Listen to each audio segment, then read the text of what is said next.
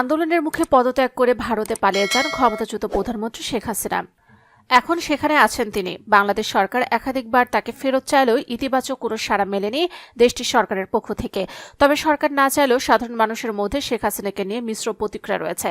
দেশটির বেশিরভাগ মানুষই শেখ হাসিনাকে আশ্রয় দিতে চান না। ইন্ডিয়া টুডের করা এক জরিপে এই তথ্য উঠে এসেছে। মুড অব দ্য নেশন শীর্ষক ওই জরিপে প্রশ্ন করা হয়েছিল, বাংলাদেশের সাবেক প্রধানমন্ত্রী শেখ হাসিনাকে ভারত সরকারের আশ্রয় দেওয়ার ব্যাপারে আপনার মতামত কি। জরিপে দেখা যায় পুরো ভারতের মাত্র 37.6% মানুষ মনে করেন যে শেখ হাসিনা ভারতের বন্ধু, তাই তাকে ভারতে আশ্রয় দেওয়া ঠিক আছে।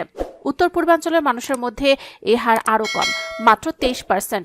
অর্থাৎ বেশিরভাগ ভারতীয়দের দাবি তাকে দেশ থেকে তাড়িয়ে দেওয়া হোক।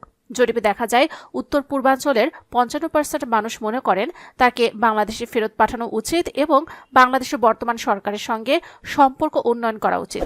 এই মন্তব্যের পক্ষে সমর্থন জানিয়েছেন ভারতের 21.1% মানুষ।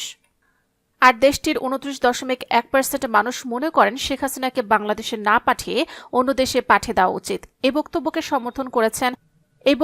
সমর্থন করেছেন উত্তর পূর্বাঞ্চলের 16% মানুষ।